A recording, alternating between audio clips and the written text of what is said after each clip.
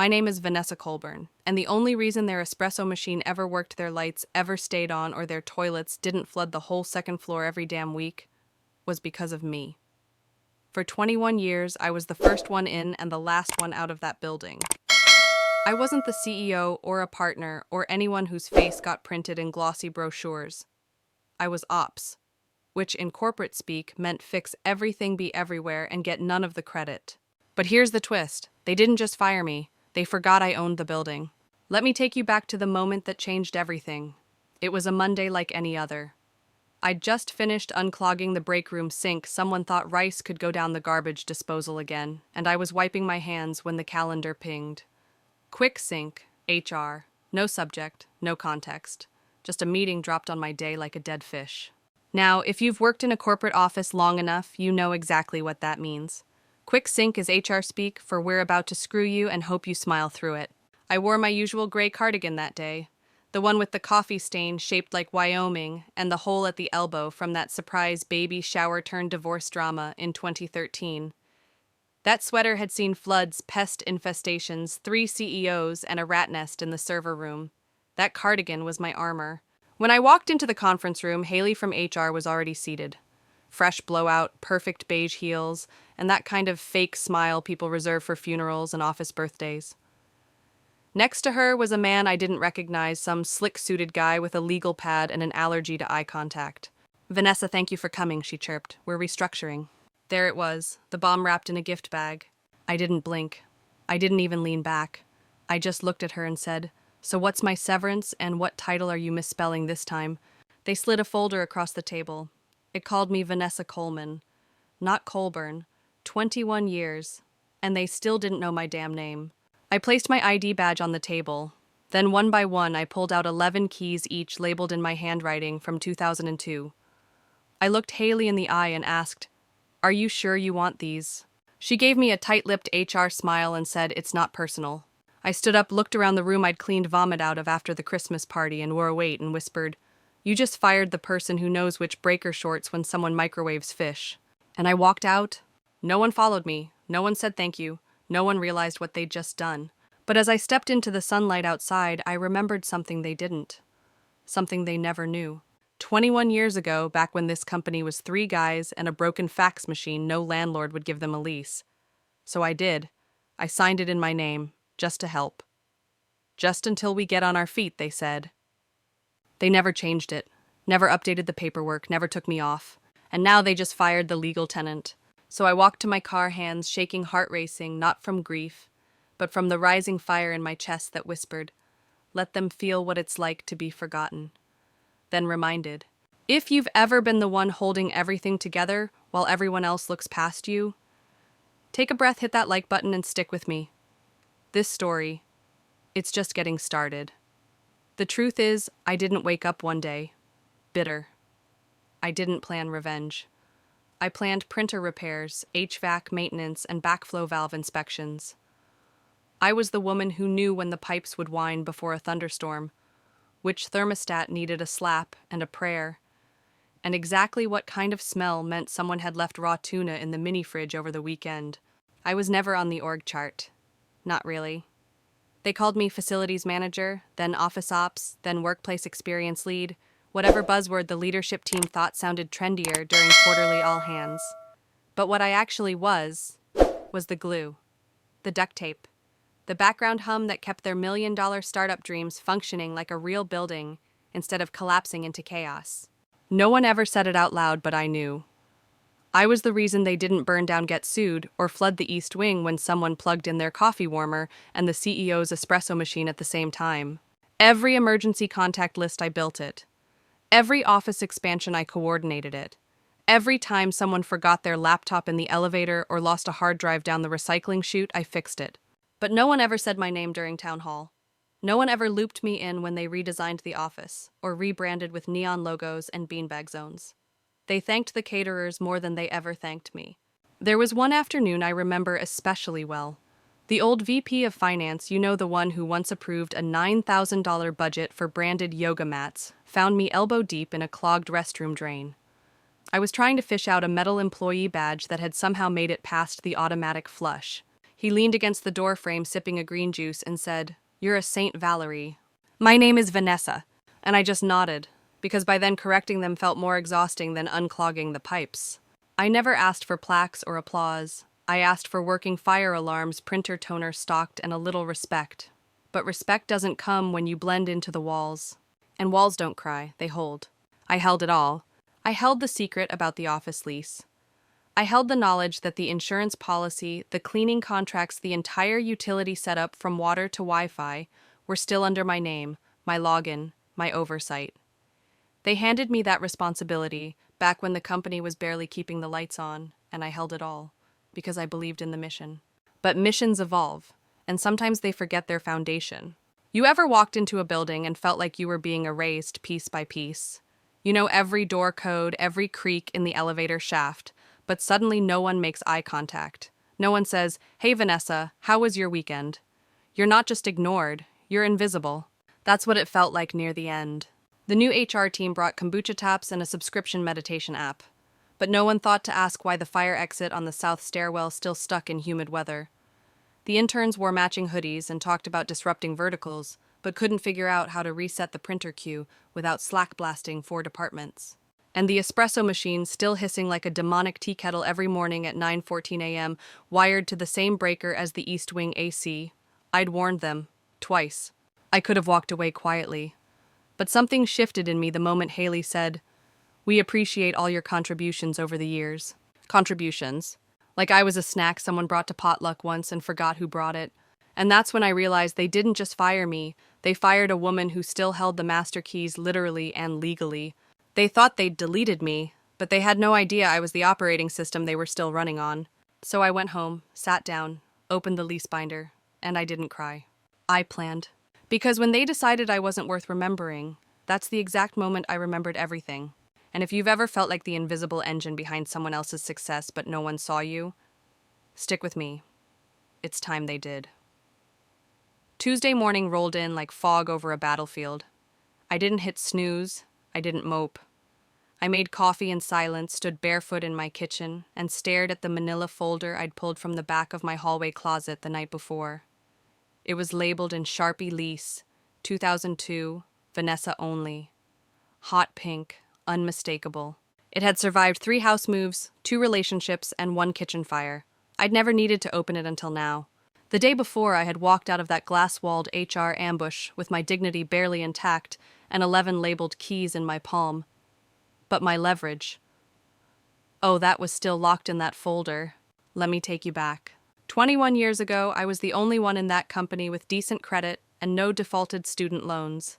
They were just a ragtag trio with big dreams, a broken fax machine, and not a dime to their name.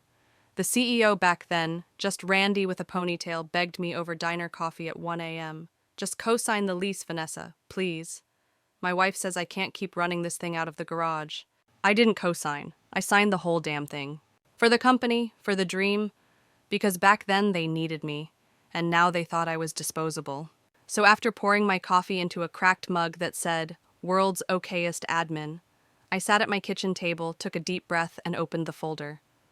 Inside were every lease renewal, every amendment, every invoice for HVAC upgrades, pest control carpet installation, and that ridiculous lobby rug I bought in 2007 before we could even afford a receptionist. Also in the folder, 3 crumpled Post-it notes from Randy's kid, back when the office was above a Thai takeout and we all shared a bathroom. One doodle looked like a dragon, the second a flying burrito. I kept them. I kept everything. I flipped to page 12, clause 9b. Renewal of lease term shall require written notice from lessee no later than 30 days prior to expiration. I blinked, checked the expiration date. August 1st, checked the calendar on my fridge. It was August 3rd. They missed it. 2 days late, no legal notice, no call, no warning, and that meant the lease was mine. I didn't smile. Not right away. Not the kind of smile people think you make when you get revenge. It was slower, colder, like watching the sun come up on the day you know something big is about to happen, and no one else does yet. I picked up my phone and called Lenny. Lenny was my old neighbor's son. He mowed my lawn for $5 back when he was 12 and allergic to cut grass. Now he was a real estate lawyer with a Bluetooth earpiece and a coffee addiction that rivaled mine. He picked up on the second ring. "Vanessa, No, I said, voice low and clear, but it's about to be. There was a pause, then a chuckle. The lease. They didn't renew, I checked. We're 2 days past. He gave a low whistle. Do they know? I took a sip of coffee and finally smiled. They will. You see, they thought I was a glorified maintenance worker with a folder full of Windex receipts. They didn't know I held the original lease. They didn't know all their utilities still ran through the business account I opened in 2005. They didn't know their espresso machine and their server room were plugged into my legacy. They didn't know they were squatters in a building I legally controlled. I could have warned them. I could have sent an email. But then I remembered something. If the roles were reversed, they wouldn't have said a word. They would have replaced me with someone younger, cheaper, and just tech-savvy enough to screw up the thermostat. So I closed the folder. And for the first time in 21 years, I decided not to fix their mess. If you've ever held something together while everyone else took credit, and then had them toss you aside like you were nothing, stay with me. Because I was done being quiet. And I was about to remind them who really held the keys. I didn't go to bed that night thinking about revenge. I thought about insulation, about which vent still hissed in the conference room when the heat kicked in too fast, about the weird gurgle the janitor sink made on rainy days. 21 years of knowledge doesn't shut off just because you've been told your services are no longer aligned with strategic objectives. But by sunrise, the emotional fog had cleared. I brewed a fresh pot of black coffee, no oat milk, no foam, no nonsense. I slipped on my worn sneakers and grabbed the pink folder. The sun hadn't even risen above the rooftops when I pulled into the parking garage. Not the company's garage, the one 2 blocks away. Out of habit, I scanned for the CEO's Tesla. It wasn't there. Of course not. It was too early for him to pretend to care. I walked into the building, not as the employee they'd discarded, but as the legal tenant they'd forgotten existed. Thomas, the property manager, was just settling into his office when I knocked. He looked up from his computer, blinking through bifocals. Vanessa, he said, half surprised, half sheepish. Didn't expect to see you again. I smiled without smiling. Legacy visit. He tilted his head. You need something. I need to confirm something. I placed the lease packet in front of him. Original lease amendments, sticky notes, doodles from a 6-year-old, all pristine. He started flipping through it, brows knitting together as he read. Clause 9b, I said. No renewal notice submitted by July 1st. Am I right? He tapped a few keys on his keyboard. The ancient system beeped in response. Then he nodded.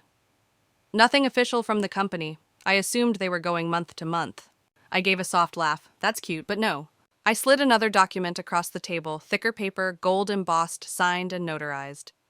This is my formal termination of the lease, effective 30 days from now. His eyebrows shot up like someone had just fired a nail gun in the next room. You're terminating it. I am, as the original lessee and legal tenant of record. He blinked, then gave a long exhale. Do they know? They'll find out. I stood gathering my things. I already have a replacement tenant lined up. A wellness startup with more money than taste and a salt wall twice the size of the break room. He chuckled awkwardly, then looked down at the document again.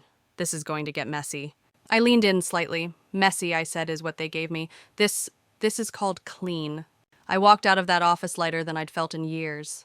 Not out of spite. Not yet. But because something inside me had finally clicked. They had erased me on paper, in memory, in title. But they couldn't erase my signature. They couldn't erase my name from the lease. They couldn't erase 21 years of infrastructure I quietly built while they played shuffleboard with job titles. The eviction process was simple.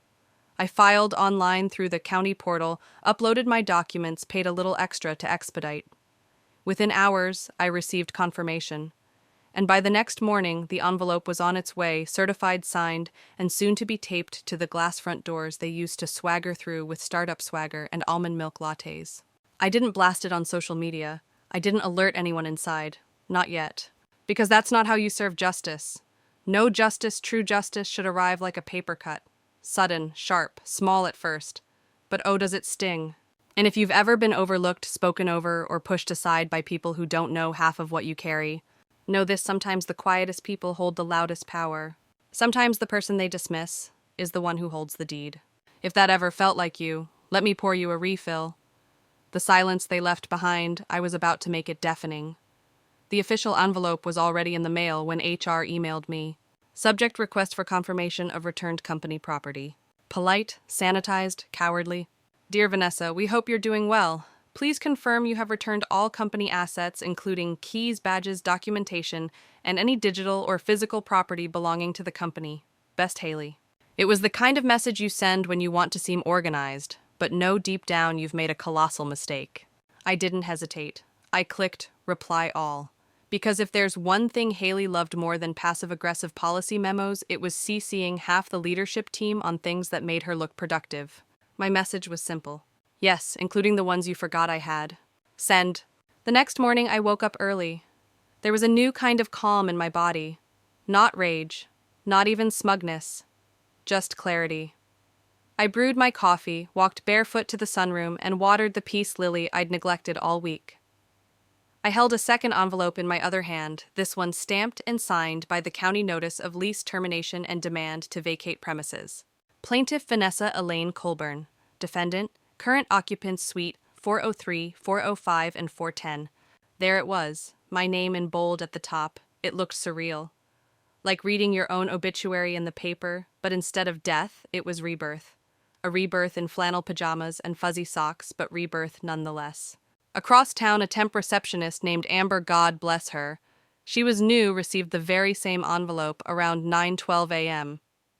That day, she was wearing a name tag with sparkly pen and probably assumed it was a vendor invoice or spam from building services. She tossed it in the recycling bin between a box of expired granola bars and a broken laminator. Meanwhile, on the second floor, the leadership team was too busy preparing for an innovation sprint to notice the fuse was burning.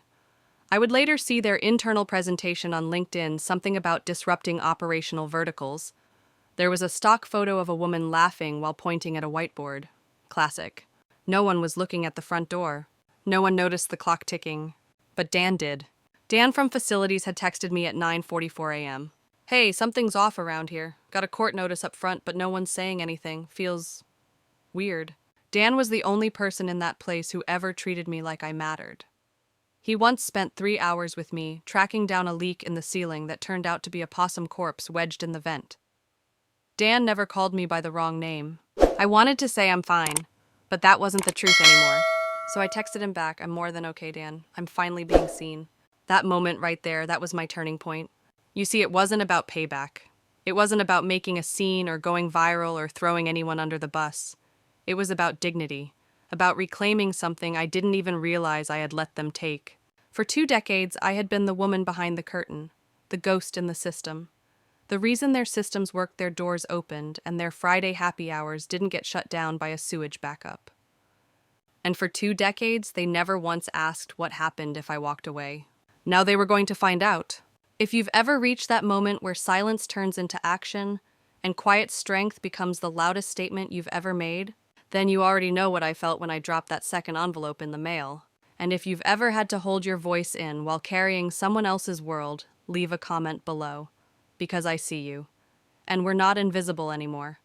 By Friday afternoon, the envelope had done its job. Officially, legally, irrevocably. A fluorescent orange eviction notice had been taped to the glass door of the CEO's corner office, laminated, zip-tied, signed, and sealed by the county marshal. It didn't arrive with fanfare. There was no announcement over the intercom, no HR alert marked urgent. It just appeared, like a bright, unignorable bruise on the polished face of denial. Haley, of course, found it first. She strolled in like she always did, almond milk latte in one hand, phone in the other, heels, tapping like applause meant just for her. She paused by the receptionist desk, flashed her morning smile, and asked any messages.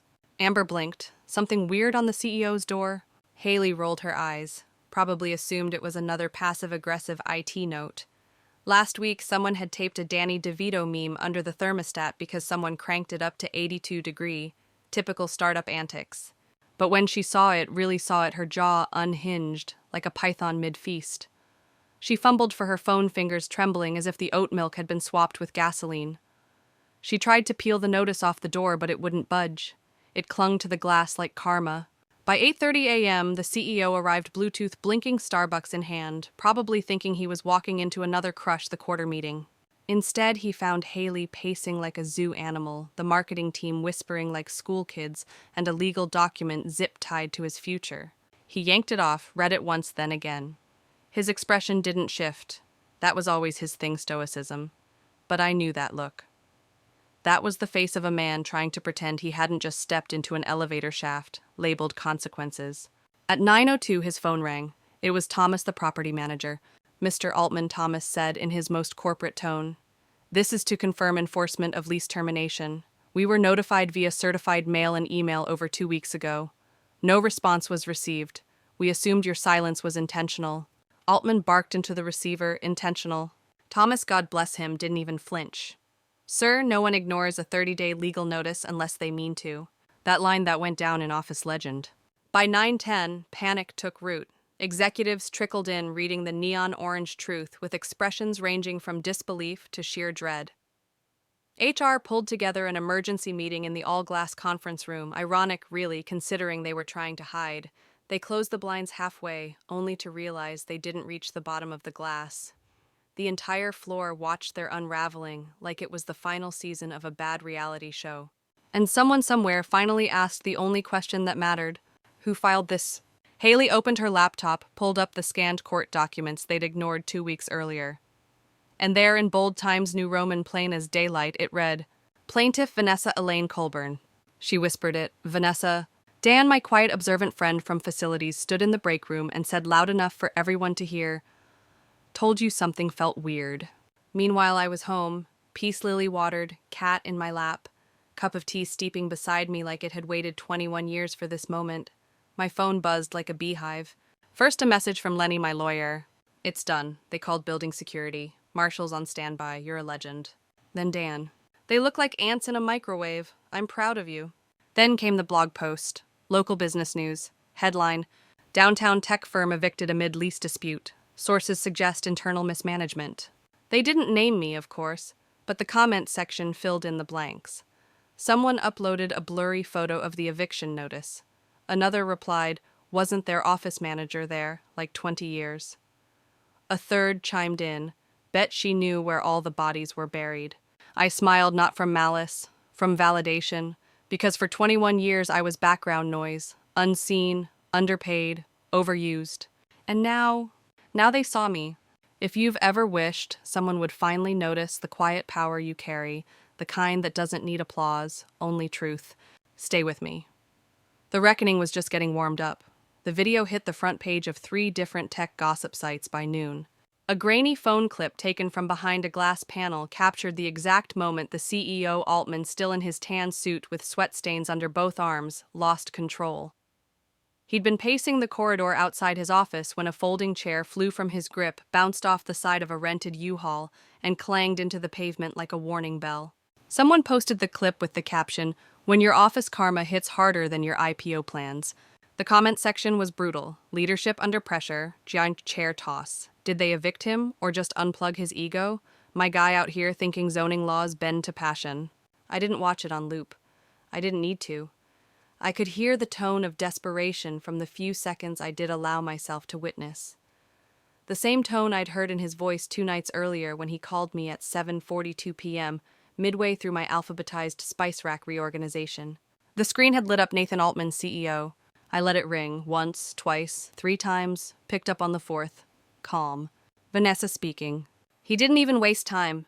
What the hell is going on? You can't do this. His voice cracked like a teenage boy caught sneaking beer. I placed him on speaker, poured myself a glass of sangria, and leaned against the kitchen counter like I was about to watch my favorite drama unfold, because really, I was.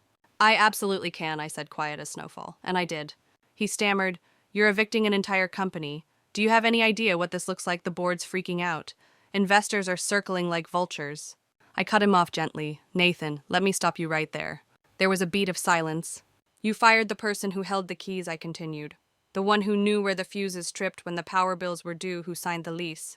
He tried to interrupt. We assumed. And that's the problem, I said, voice firm. You assumed everything. About me, about the building, about what I was worth. Another silence, deeper this time, not fear realization. Then attempting one final pivot, he said, You blindsided us. I exhaled. No, Nathan. I responded to being blindsided. The difference is, I came prepared. I opened my laptop, drafted a final email. To CEOI, CC Legala, HRI, and just for flavor. Dan subject company property, as requested. Attached the original lease, all renewal amendments, zoning violations they never disclosed, and the subletting clause they'd violated with their crypto side hustle consultant. "I'm sending you everything now," I said, and clicked send while he was still breathing heavily into the receiver. He tried one last plea. "This doesn't have to come back on you. The board. They'll do what they always do," I replied. "Protect themselves. Maybe toss you to the wolves if they're hungry enough, but they won't call me, because I have the paperwork. And Bloom Pulse has already wired the first 2 months' rent." That shut him up. And just so we're clear, I added, "I didn't sell your company out. I just stopped carrying it." The line stayed open for a few seconds more, then disconnected. No threats, no screaming, just silence. And silence, I've learned, is where real power lives. I stood there in my kitchen, looking out the window at the early evening glow spreading across the backyard. No applause, no vindication playlist. Just me, a glass of sangria, and a feeling I hadn't felt in years. Not revenge. Closure. The building was no longer mine, not physically, but I had chosen what happened to it. I'd decided who got to breathe in that space next. I'd passed the keys not to another CEO with big talk and empty follow-through, but to a group that thanked me before they even signed. If you've ever handed someone your loyalty, your work, your best years, and they dropped it like yesterday's mail, know this: it's never too late to stop carrying what was never yours to hold forever. And if that resonates with you, go ahead and like this story, drop a comment, or even share it with someone who needs to be reminded that silence doesn't mean weakness. Sometimes it's just the wind pulling back, before the door slams shut. Monday morning arrived with the kind of quiet you only notice when you're listening for it. I was already awake, already dressed, not in work slacks or a cardigan with a coffee stain, but in jeans, a flannel, and an old baseball cap I'd ironed in the 90s. The kind of outfit you wear when you're watching the final scene of a play you wrote, but didn't bother acting in. I sat on my front porch with a mug of black coffee, the sky just starting to turn soft and pink behind the houses. The radio played some old Tom Petty song, and down the street birds chirped like nothing historic was about to unfold. 4 blocks away it was chaos. I knew the timeline before it hit the news. By 7:45 a.m., employees started rolling in, scanning their badges like any other Monday. But the tone was different. People were whispering. A few stood frozen near the glass front doors. One woman dropped her smoothie, because there it was. Laminated, zip-tied, orange, legal. Notice to vacate. 48 hours. Failure to renew lease. Illegal subletting. Haley showed up at 8:03 sharp. She looked like she was auditioning for a corporate yoga catalog, beige blazer, beige pumps, beige expression. She paused when she saw the paper taped to the door, paused, then blinked again, then reached into her bag like she might have a legal miracle tucked between her laptop and a pack of almonds. She didn't. She called building security, tried peeling off the notice, but it held fast like judgment. By 8:30, Altman arrived, red-faced, unshaven, his Bluetooth still blinking like it believed in him. He stepped into the lobby like a man who still thought he could control the narrative. But what greeted him was not a morning stand-up or an investor call. It was the building itself saying, "You don't belong here anymore." He stormed up to the notice, tore it off, skimmed it, and looked around as if reality was something he could yell into submission. It was too late. By 9:10 a.m., HR had convened an urgent internal review, which was code for, "What the hell just happened?" They huddled inside the all-glass conference room, the one where they once planned team-building exercises and mandatory positivity workshops. Ironically, they tried closing the blinds, but they didn't reach the bottom. Everyone on the floor saw them scrambling like ants on a frying pan. People recorded it. Someone live-streamed it. And someone else updated the internal Slack channel with the message, "New company mantra, don't fire the person holding the lease." Back at home, I watered my peace lily. My phone buzzed again. It was Dan. "Vanessa, I think you broke the building. Marketing's trying to organize boxes," with tears. I smirked. Then came Lenny. "We're 36 hours into the eviction countdown. Sheriff's Department notified. You're a case study in silent power." And then came the message. I didn't expect one that made me pause longer than any of the others. It was a basket, not a text. Wrapped in cellophane. Delivered by courier. Inside organic fruit lavender tea, a candle labeled "Burnout Recovery," and a handwritten note. "Vanessa, thanks for the space and the story. We'll take good care of it. The Bloom Pulse team." I laughed. Not the kind of laugh you let out when someone trips. The kind that bubbles up from deep inside. The kind that says you're finally breathing. I placed the basket on the counter and walked down the hallway.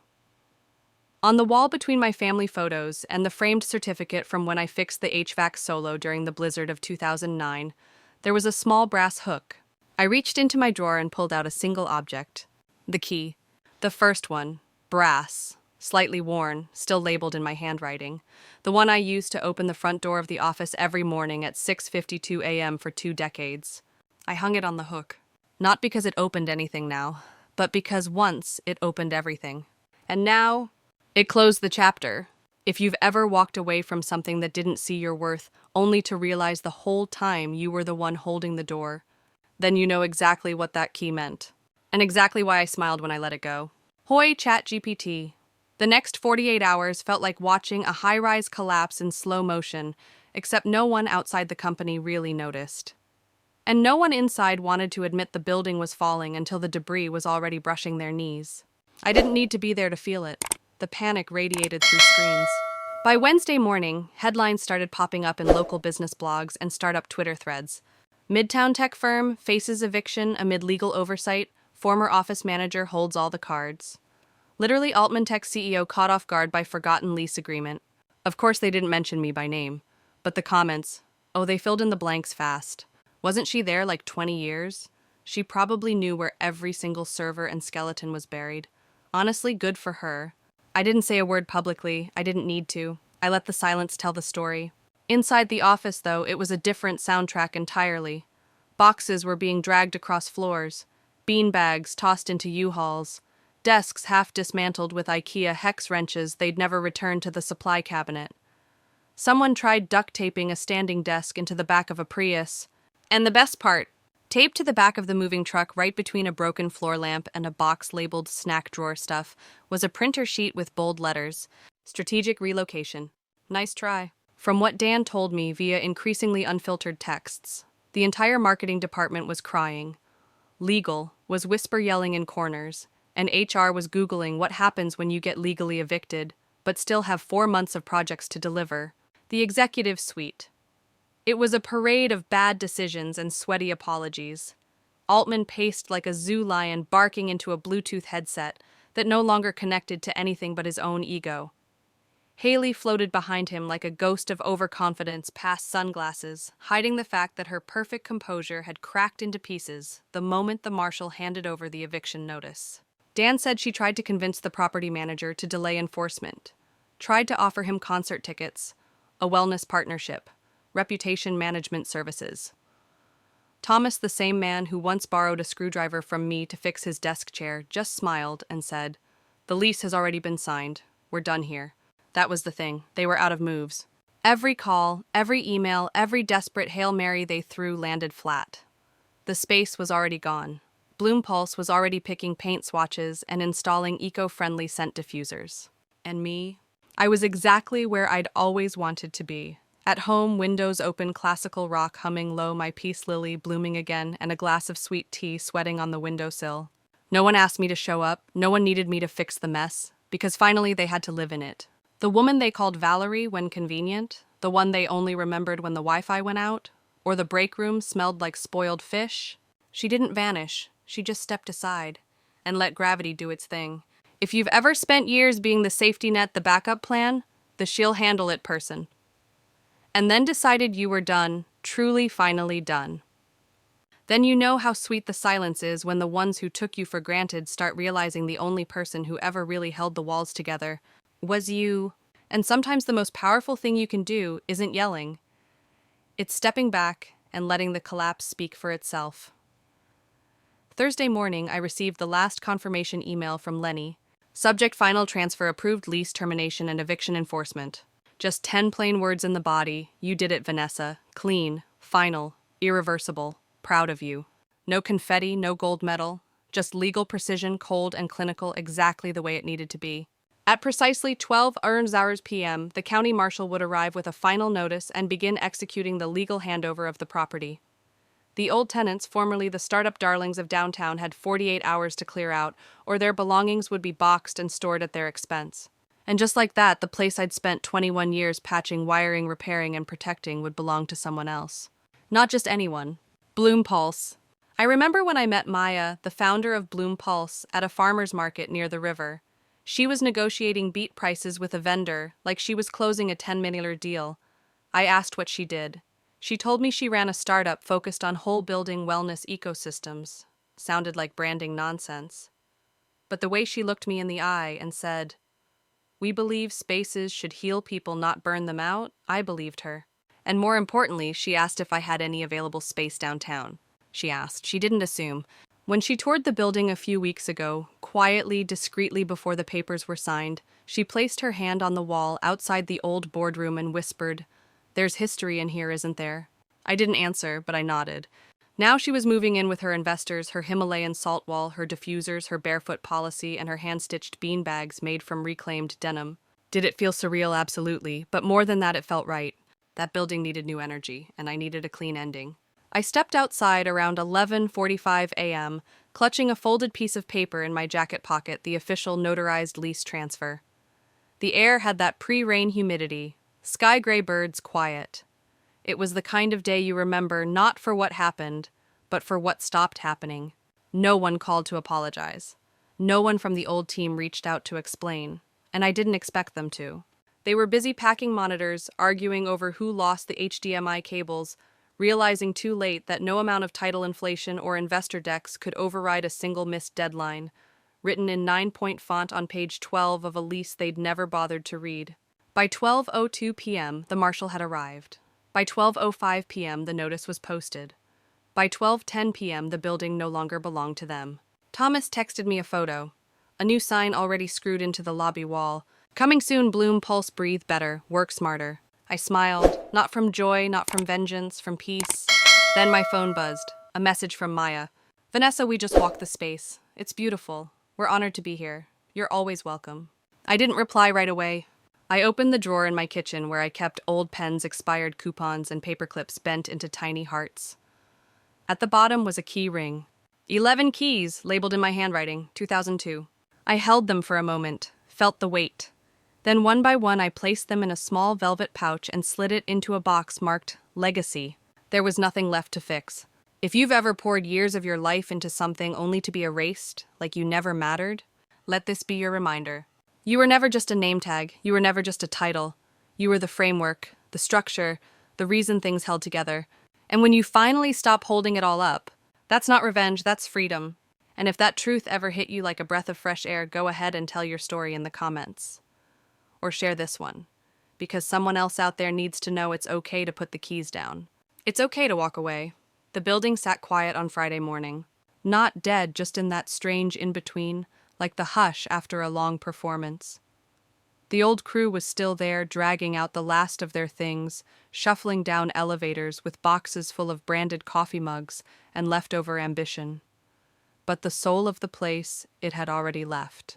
And I was watching it happen in real time. I didn't even need to be on site. The internet handled it for me. By mid-morning, video clips were flooding tech forums, startup gossip sites, and Slack channels that probably weren't even secure.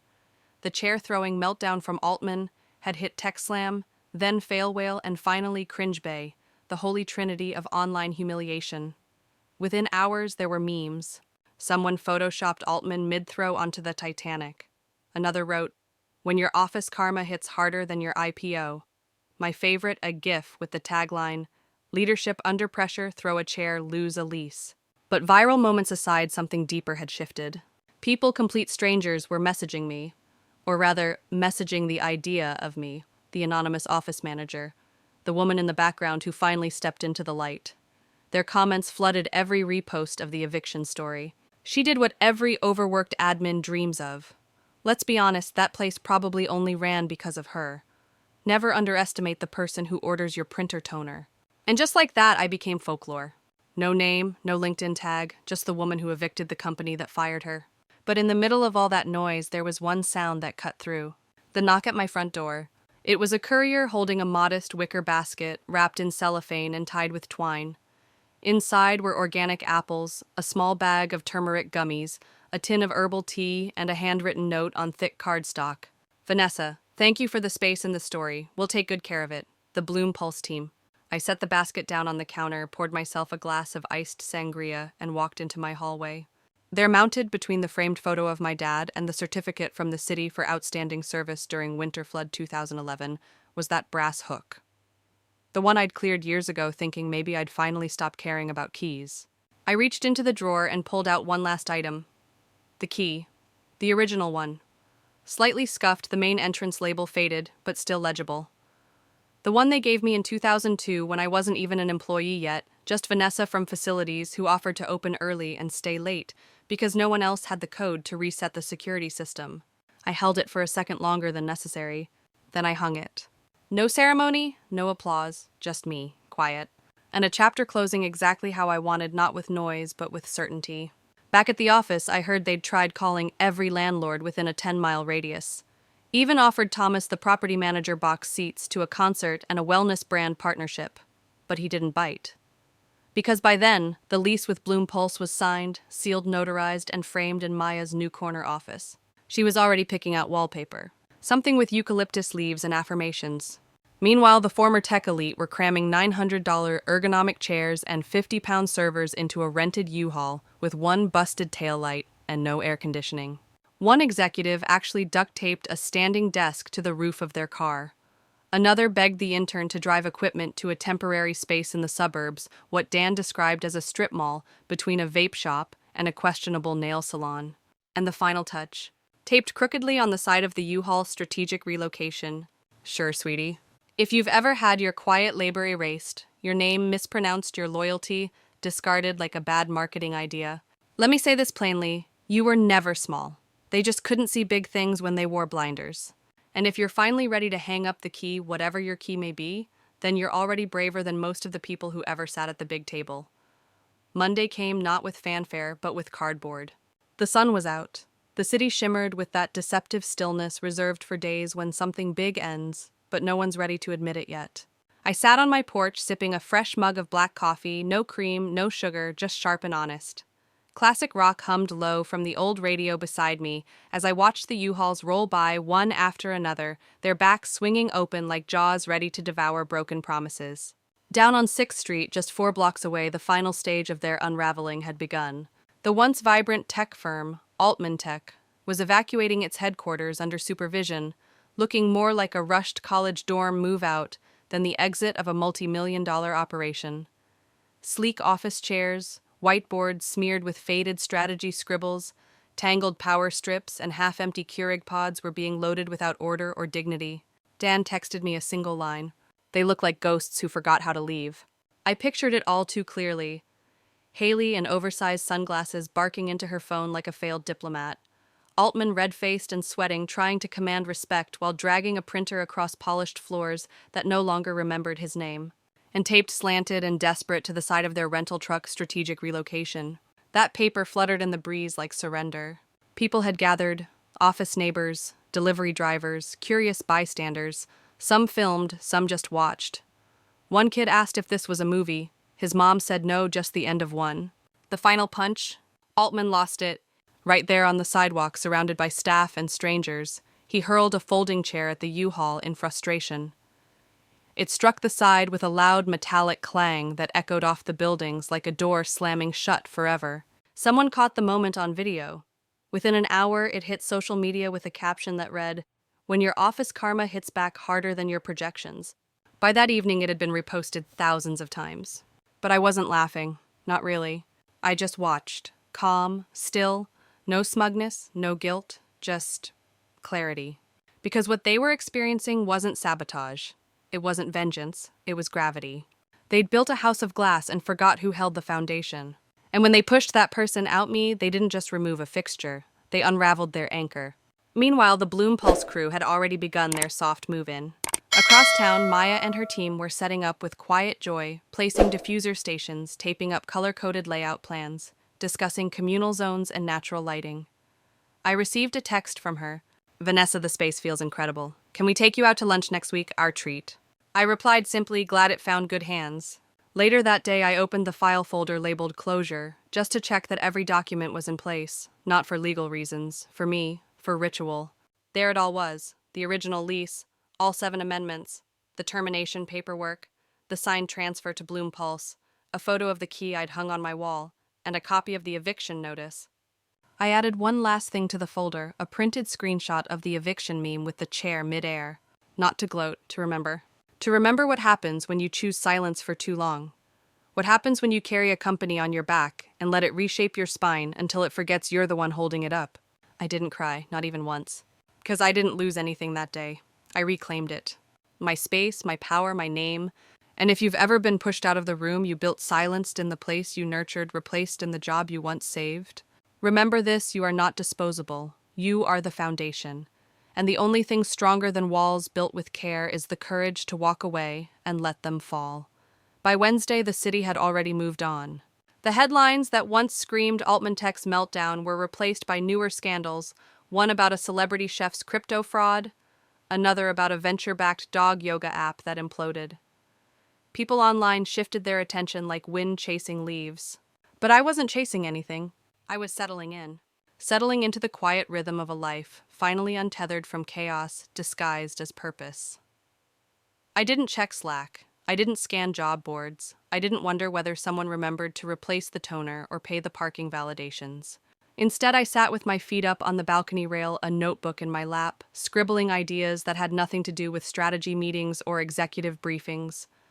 Ideas about people, about stillness, about how some battles aren't fought with swords but with silence, and how sometimes silence wins louder. That morning, an unexpected envelope arrived. It wasn't corporate, no stamps, no sender address. Just my name handwritten in a bold, familiar print.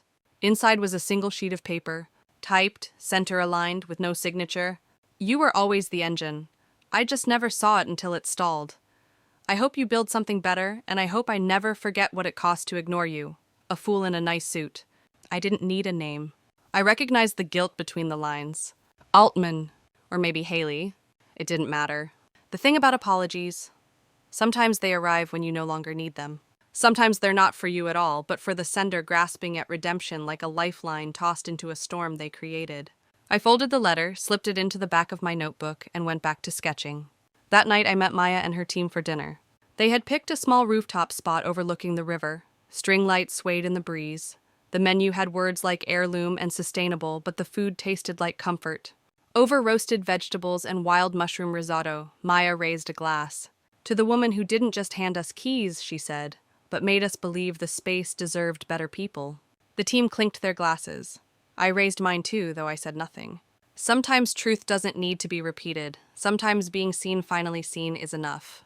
They asked if I would consider consulting. Just a few hours a week. Nothing heavy, no emergencies, no politics. I smiled.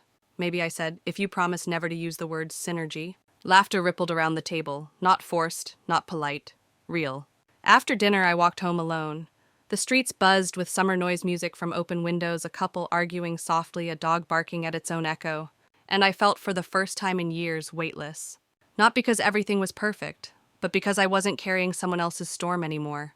They could keep their titles, their conferences, their strategic pivots and bullet-pointed delusions. I had something else now. Not revenge. Not even closure. Space. To breathe, to build, to be. And if that's not power, I don't know what is. The next few weeks unfolded like a gentle unraveling of everything I used to think defined me.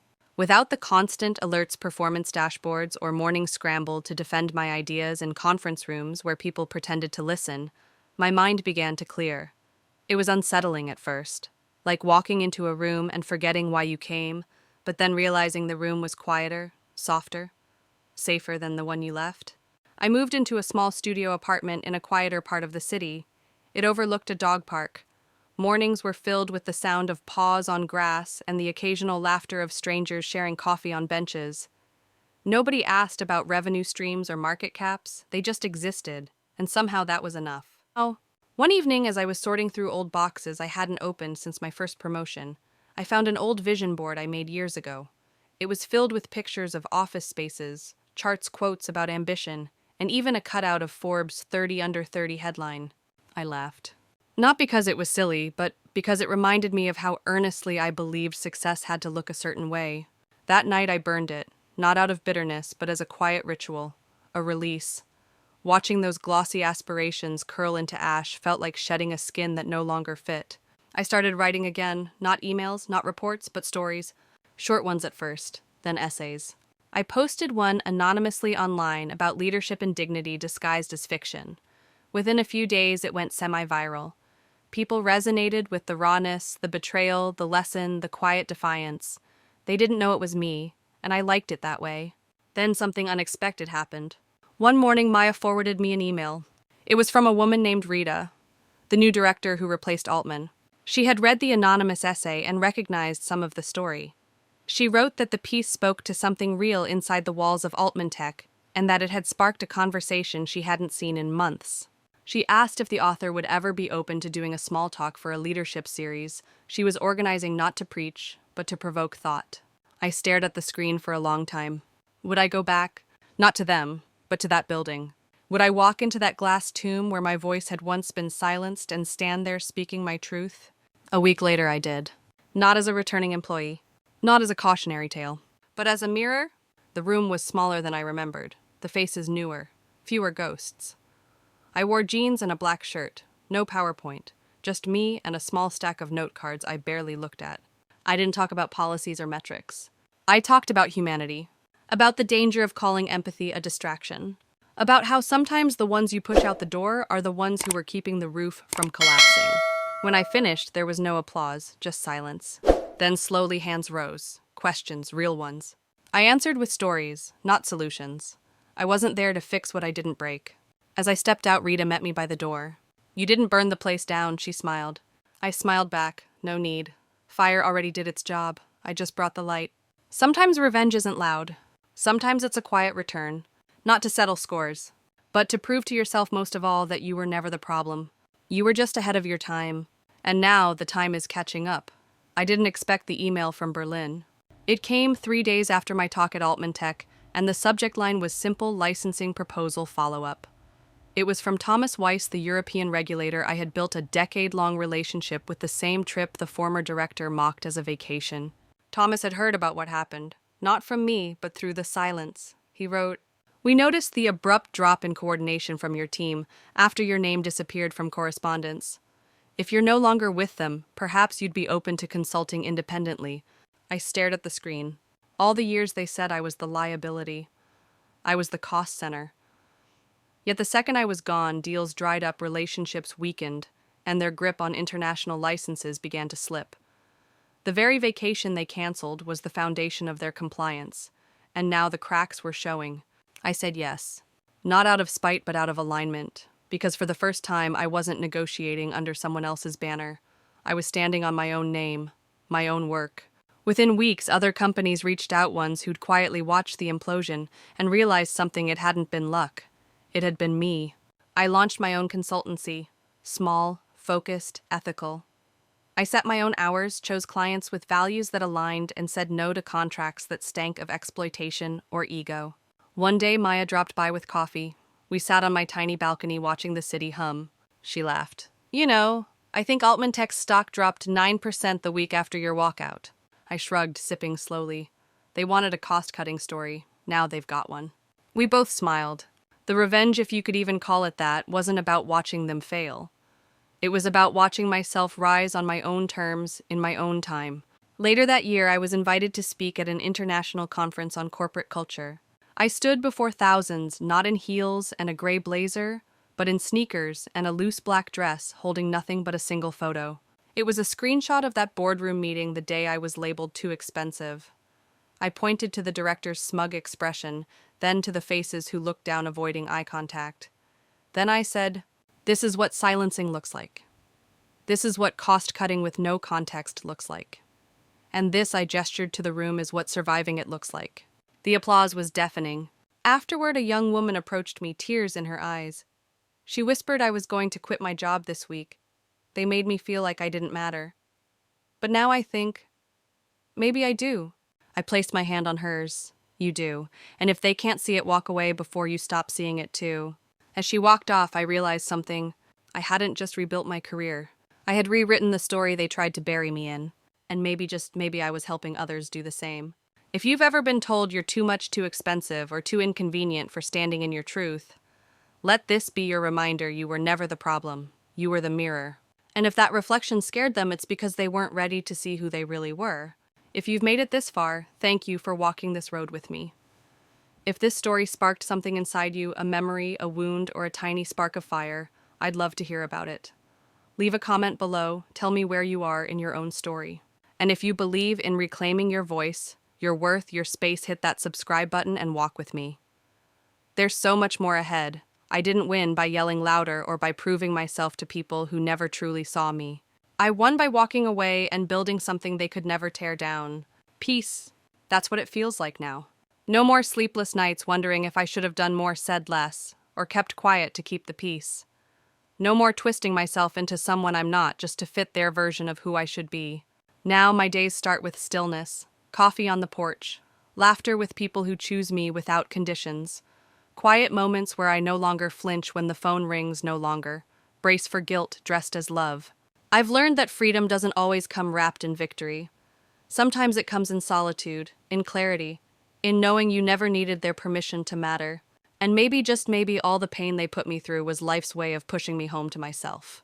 So if you're still in the middle of the storm, if you're watching this with tears in your eyes and your heart in knots, I want you to hear me. You're not crazy, you're not dramatic, you're not too much. You are simply waking up. And when you finally choose yourself not to hurt them but to heal you, that's when everything changes. If you believe in the quiet courage it takes to walk away from what breaks you and toward what frees you, then this is your space.